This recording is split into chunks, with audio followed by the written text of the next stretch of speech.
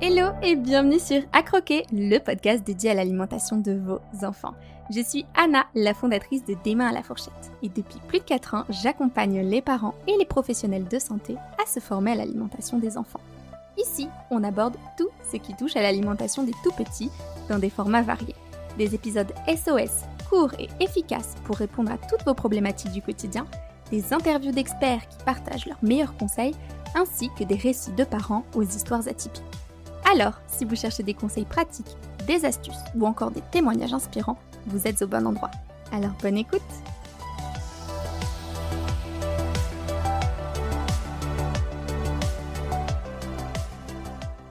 Hello les amis, bienvenue dans ce nouvel épisode de podcast. Aujourd'hui, on va répondre à une question que vous me posez mais super souvent, que ce soit lors de mes webinaires, le live avec les clientes, mais aussi sur les réseaux sociaux. C'est vraiment, mais je pense, une des top 10 des questions que je reçois le plus. De toute façon, vous l'avez vu dans le titre, c'est pas une énigme, c'est comment proposer la viande au format sécuritaire en DME.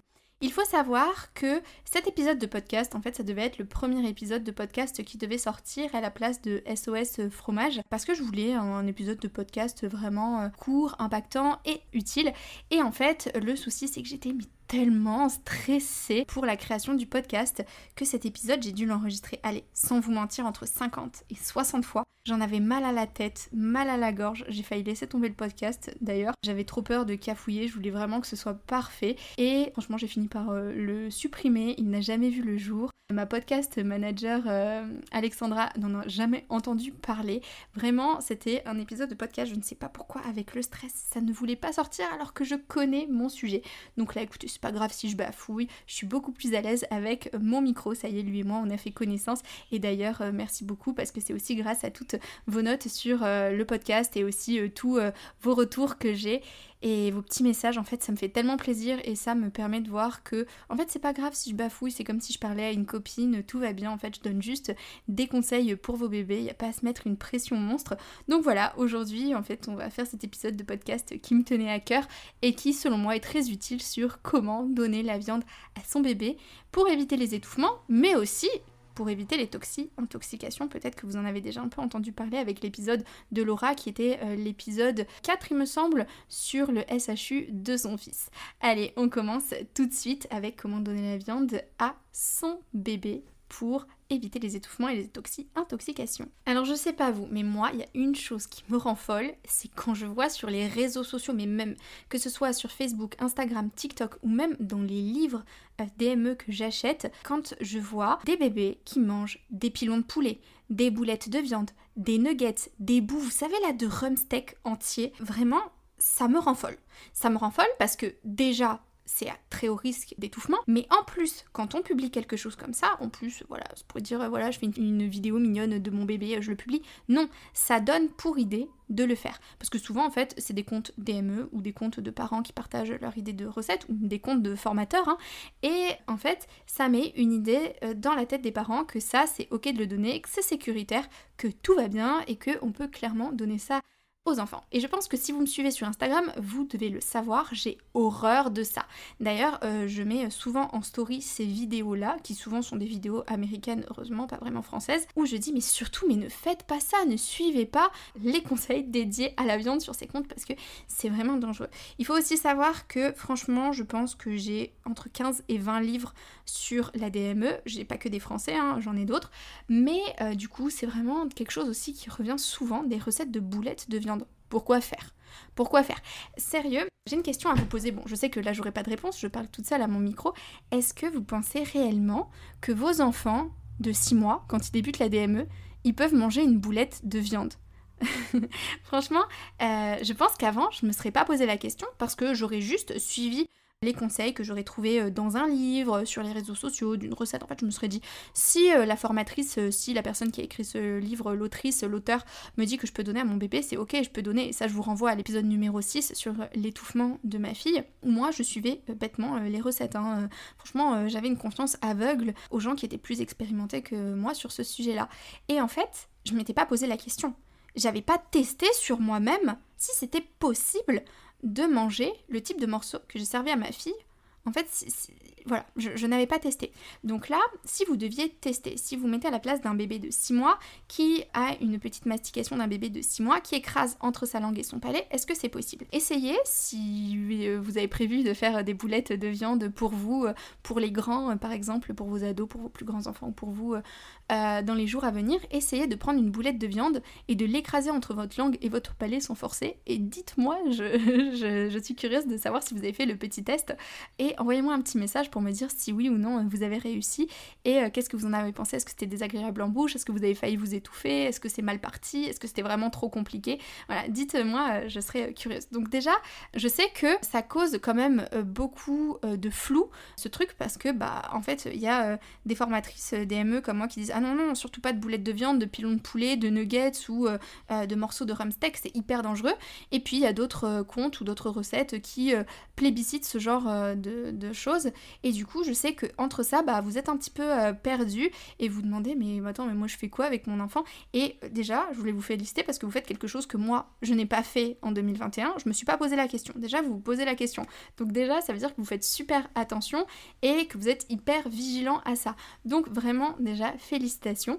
Et là, du coup, je vais vous parler de tout ce que vous pouvez donner ou ce que vous ne pouvez pas donner à votre enfant en vous expliquant pourquoi vous pouvez faire certaines choses et vous ne pouvez pas faire certaines choses.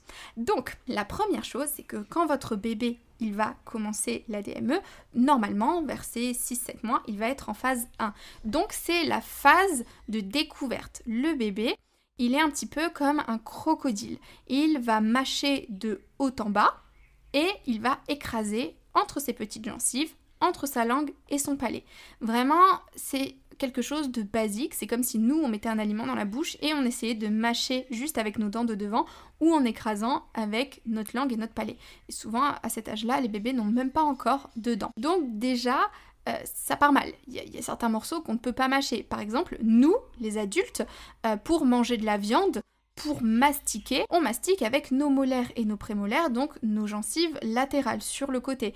Donc déjà, on voit que les morceaux de viande, ça va être un petit peu compliqué pour bébé, c'est un petit peu mal parti. Et aussi, il faut savoir que l'AAP, donc Académie américaine de pédiatrie, elle recommande de ne pas proposer des aliments de plus de 1,27 cm d'épaisseur, donc de grosseur, pour éviter le risque d'étouffement.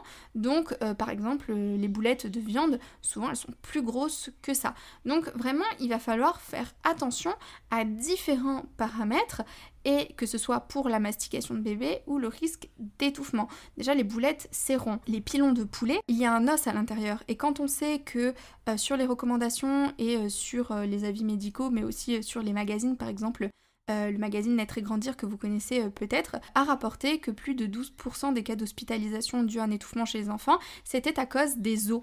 Donc je ne comprends pas non plus qu'on puisse donner des pilons de poulet à son enfant. Voilà, tout ça c'est risqué parce que votre enfant, du coup, le risque d'étouffement est d'autant plus grand chez lui. Il n'a pas une bonne mastication. Je rappelle que la mastication, elle devient mature que vers 4-6 ans et en plus de ça il n'a pas du tout les prérequis pour pouvoir manger ce type de morceaux. Donc ce qu'il faut absolument éviter, c'est tout ce qui va être boulettes de viande et ça je sais, vous en avez peut-être entendu parler sur Instagram ou sur Facebook. Il y a quelques semaines, la formatrice DME du livre à cause duquel Clémence s'est étouffée m'a épinglée sur son groupe Facebook parce qu'une maman avait dit non mais Anna de Des mains à la fourchette elle recommande pas les boulettes de viande. Et elle avait dit oui mais Anna de Des mains à la fourchette les boulettes de viande on est beaucoup à pas être d'accord avec elle, donc je sais pas parce que franchement je m'entends bien avec la plupart des formateurs DME, je ne sais pas qui sont ces beaucoup.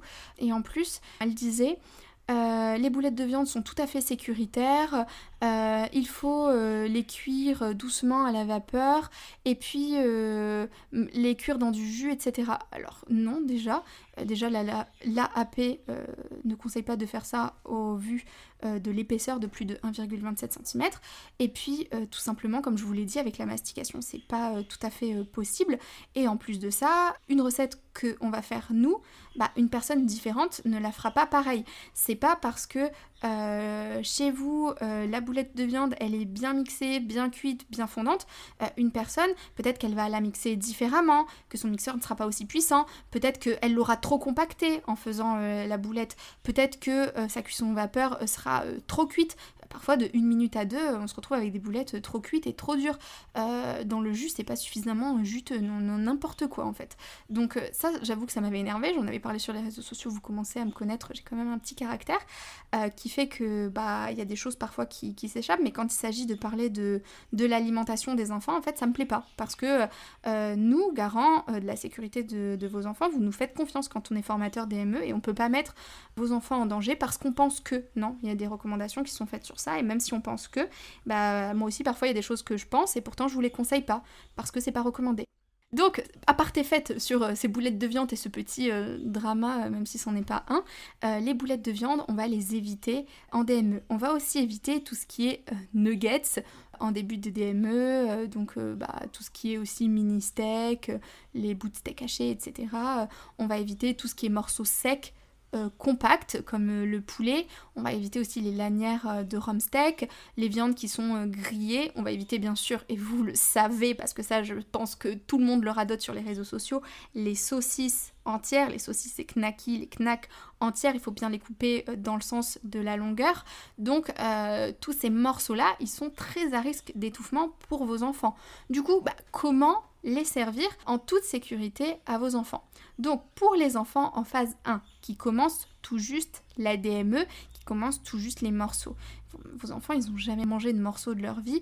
Ils commencent, on va pas directement leur servir des boulettes de viande, des nuggets, c'est des choses très dures à mastiquer. D'abord, il faut qu'ils s'entraînent. C'est comme un puzzle. Avant de donner un puzzle 10 pièces à vos enfants, peut-être que vous allez faire empiler des cubes, et puis ensuite vous allez mettre des jouets à encastrer dans des formes, et puis ensuite peut-être que vous allez faire des puzzles 2 pièces, puis ensuite 5 pièces, puis ensuite 10 pièces. Là, c'est pareil. On va pas donner un morceau hyper compliqué à gérer à son enfant qui débute tout juste la DME. Et en plus de ça, comme je vous l'ai dit tout à l'heure, votre bébé de 6-7 mois, il n'a pas encore acquis la mastication latérale, celle sur le côté avec les molaires et les prémolaires qui, nous, adultes, nous permet de tout réduire en purée. Et en plus de ça, la maturité de la mastication n'est pas encore du tout atteinte, elle viendra des années après. Du coup, moi, ce que je vous recommande, c'est d'intégrer la viande en purée. C'est-à-dire que soit vous achetez les petits palets Yuji déjà tout faits et vous n'avez plus qu'à les passer 30 secondes au micro-ondes et à les mélanger à de la purée, soit vous cuisez des viandes, vous les réduisez en purée avec un mixeur et un autre liant par exemple de la pomme de terre, etc. pour en faire une purée. Ce que vous pouvez aussi faire, c'est faire des tartinades maison, un petit peu comme des rillettes mais maison. Donc par exemple, vous allez prendre du poulet cuit, par exemple sur le campus DME, il y a une recette de tartinade de poulet poivron, donc tout simplement du poulet cuit avec du poivron, un petit peu de tomate, de vinaigre balsamique, et puis on mixe et ça fait une tartinade à mettre sur du pain des fleurs ou à prendre à la main à la cuillère pré-remplie. Donc ça aussi, ça peut être sympa, des tartinades de viande, un petit peu comme des rillettes, voilà. Ou sinon, la troisième option, c'est intégrer à de la finger food. Sur Instagram, j'ai fait une recette de gaufres avec de la purée de poulet. Donc tout simplement des légumes, du poulet, on en fait des gaufres, on en fait des pancakes, on en fait des petits muffins, on fait attention que ce soit bien sécuritaire, bien fondant, pas trop compact. Mais ça aussi, ça permet de manger la viande de façon sécuritaire sans que ce soit trop sec. Donc pour cette phase 1, soit intégré à la purée, soit en tartinade maison, soit intégré dans de la finger food. Mais dans tous les cas, pour moi, les deux meilleures options, c'est la première et la deuxième. Ça permet de contrôler la quantité de viande que son enfant y mange et surtout qu'il mange de façon sécuritaire. Ensuite, en phase numéro 2, c'est là où le début de la mastication latérale va avoir lieu. Quand votre enfant va passer en phase numéro 2, souvent vers ses 8-10 mois, parfois un petit peu plus tard, vous allez voir que votre enfant, il va commencer à mâcher sur les côtés et plus seulement devant. Il va y avoir vraiment les prémices de la mastication latérale. Vous allez aussi pouvoir observer que sa langue, elle bouge de droite à gauche. Là aussi, il y a une meilleure mobilité de la langue alors qu'avant, elle faisait juste des mouvements de haut en bas. Et lorsque votre enfant passe en phase numéro 2 aussi, vous allez voir qu'il commence à avoir une meilleure motricité fine, c'est-à-dire qu'il va faire la pince entre son pouce et son index et du coup il va commencer à aller chercher les petits morceaux, à attraper d'abord par exemple des bouts de maïs ou de petits pois et puis petit à petit des grains de riz, etc. On dit que votre enfant il est capable de manger ce qu'il est capable d'attraper, attention toujours au format sécuritaire, mais dès lors que votre enfant est capable d'attraper une petite miette, ça veut dire qu'il est capable aussi de la manger. Donc si elle se coince dans ses joues, d'aller les déloger. Donc ce que vous pouvez faire, c'est à partir de la phase 2, vous pouvez servir à votre enfant de la viande effilochée. Donc ça veut dire vraiment des petits filaments de viande et on va essayer de servir par exemple de la viande juteuse. Donc que vous aurez cuit longtemps ou sous pression au Cookéo. Il y a plein de recettes au Cookéo avec de la viande très juteuse. C'est une cuisson lente, assez mijotée. Et après, vous venez effilocher cette viande juteuse. Et ça convient parfaitement pour un enfant en phase 2. Et sinon, si vous voulez pas l'effilocher, vous pouvez la hacher, ce qui revient presque au même, par exemple, du jambon haché, des petits bouts de steak haché que vous allez revenir hacher du coup. Mais voilà, des petits bouts qui vont faire en sorte que votre enfant pourra les attraper et donc pourra les manger. Encore une fois, même si votre enfant il est en phase 2 et qu'il mange bien, on va éviter de donner des viandes qui sont très sèches, des gros morceaux de viande sec, et on va éviter aussi tout ce qui est boulettes.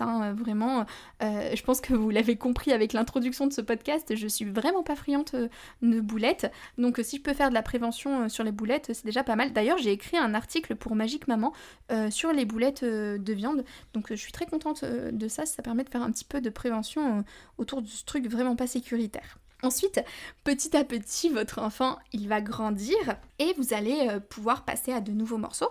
Donc en phase 3, la phase qu'on appelle la phase du dentier complet, c'est quand votre enfant maîtrise beaucoup mieux les morceaux, qu'il commence aussi à pouvoir manger avec la fourchette. Là, vous allez pouvoir commencer à couper la viande en petits morceaux. Voilà, donc je pense que je n'ai pas de dessin à faire, on sait tous que c'est des tout petits morceaux de viande. On évite qu'ils soient trop gros, qu'ils fassent la taille de la trachée de votre enfant. La taille de la trachée de votre enfant, elle est toute petite, elle est environ la circonférence de votre petit doigt. Donc il faut vraiment que les morceaux soient plus petits.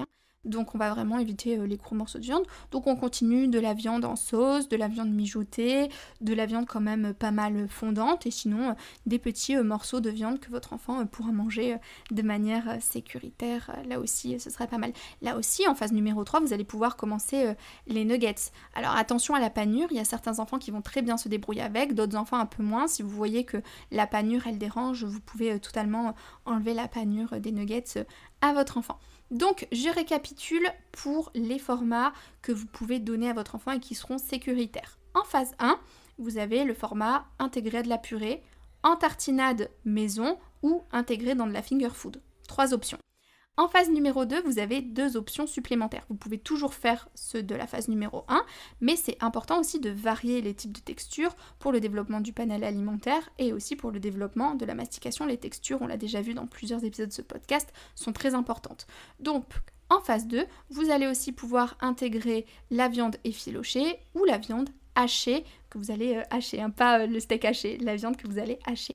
Et en phase 3, du coup, il y a 3 nouveaux types de morceaux qui vont venir. Des petits morceaux de viande que vous allez couper, de la viande en sauce et du coup très fondante. Et là, à ce moment-là, on va pouvoir intégrer aussi les nuggets et si on le peut, si c'est possible, éviter la panure. Donc voilà pour les types de morceaux que vous allez pouvoir donner à votre enfant en fonction de son stade de mastication, en fonction de la phase où il est en DME. Ensuite, je sais que vous vous posez la question de la cuisson de la viande et de la charcuterie. Alors ça, je pourrais en faire un podcast entièrement dédié, mais je vais faire une petite aparté ici très rapide, comme ça vous avez déjà les informations sous la main si besoin. Il faut distinguer 2 types de charcuterie. Vous avez la charcuterie cuite et vous avez la charcuterie crue. La charcuterie cuite, c'est tout ce qui va être jambon blanc, blanc de poulet cuit, voilà, c'est ce qui est cuit. Par contre, la charcuterie crue, ça va être tout ce qui est fumé, par exemple, parce que le processus de fumage, c'est pas un processus de cuisson. Ça n'atteint pas le degré escompté qui permet de détruire les bactéries. Et pareil, le processus de salage, parce que je l'ai vu passer sous mes vidéos, ça ne permet pas non plus de cuire et d'éviter les bactéries, notamment Escherichia coli. Donc, la charcuterie crue, qu'est-ce qu'on a ? On va avoir le bacon fumé, la copa, le saucisson, le jambon de Bayonne, le jambon cru, le salami, la viande de grison séchée. Tout ça, c'est pas cuit, c'est cru. Et l'AFPA recommande de ne pas donner de viande crue avant les 6-10 ans de l'enfant. Donc moi je partirais plutôt sur 10 ans, mais c'est personnel, mais sachez que la recommandation c'est 6-10 ans. Donc qu'est-ce qu'on fait ? Tout simplement on évite de donner tout ce qui est charcuterie crue à son enfant qui a moins de 6-10 ans. On peut donner bien sûr du jambon blanc, ou alors, par exemple, si vous voulez vraiment donner du bacon à votre enfant, faites-le cuire. Si vous prenez le bacon que vous le faites cuire, ce sera bon. Donc on peut aussi faire cuire, c'est comme pour les lardons, le chorizo, etc. Si on fait des recettes à base de ça et qu'on le fait cuire, c'est totalement ok de le servir à son enfant. Donc on récapitule, la charcuterie cuite, on peut donner à son enfant, la charcuterie crue, on évite avant les 6-10 ans. Et pareil pour la cuisson, du coup, on va éviter tout ce qui est saignant, peu cuit. Donc on va éviter bien sûr les tartares de viande, on va éviter le steak haché lorsqu'il est saignant. En plus, le steak haché, c'est là où il y a le plus de bactéries parce que c'est haché, donc c'est plus facile pour une bactérie de rentrer à l'intérieur du steak. On va éviter donc toutes les viandes aussi qui sont saignantes, le magret saignant, etc. On va privilégier des cuissons bien cuites pour l'enfant. Et puis on va éviter tout ce qui est charcuterie crue. Voilà, je pense que j'ai fait le tour de comment donner de la viande au format sécuritaire à son enfant, et pour l'étouffement et pour les intoxications. Donc si vous avez encore une question, n'hésitez pas à me la poser, je suis disponible sur les réseaux sociaux et aussi par mail. Et surtout, s'il vous plaît, je vous encourage à noter cet épisode de podcast si vous le souhaitez, parce que ça permet de faire encore plus de prévention, ce qu'on appelle de la prévention de masse. Ça met le podcast dans les top podcasts et du coup ça permet aux gens de le découvrir et du coup d'écouter les épisodes qui leur seront utiles et de faire encore un peu plus de prévention. Chacun peut y contribuer. Donc si vous le souhaitez, si le cœur vous en dit, n'hésitez pas à noter le podcast. Dans tous les cas, je vous souhaite une très bonne journée, une bonne aventure DME et puis je vous dis à lundi prochain pour un nouvel épisode de podcast.